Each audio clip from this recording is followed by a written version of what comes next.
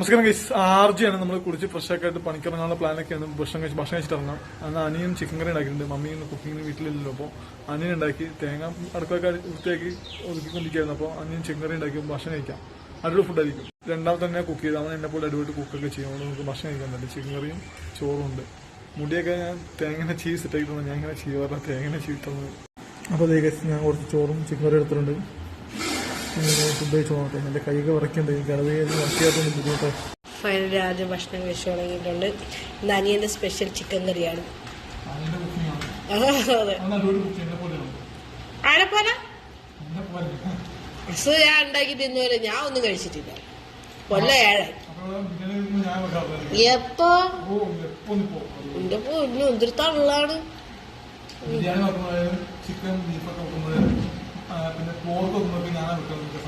എന്റെ അമ്മേ,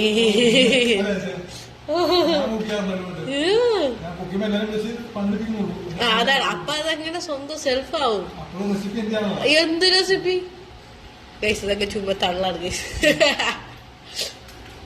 ആദ്യം തന്നെ കഴിക്കണേ. ജോലിക്ക് ഇറങ്ങാനുള്ള സമയം അതിക്രമിച്ചിരിക്കുന്നു.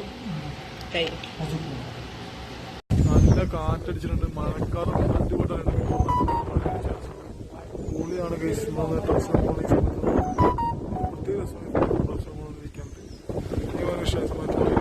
മഴക്കാറ് വന്ന് കാറ്റടിക്കണേ ഒരു പ്രത്യേക വ്യൂ ആണ് ഇവിടെ നിൽക്കാൻ.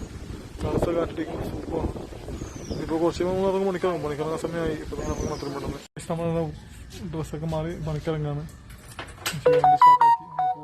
അപ്പൊ നമുക്ക് ഫസ്റ്റ് ഓർഡർ ലുലുന്ന് അടിച്ചാൽ നമുക്ക് ലുലു എടുത്തുകൊണ്ടിരാം.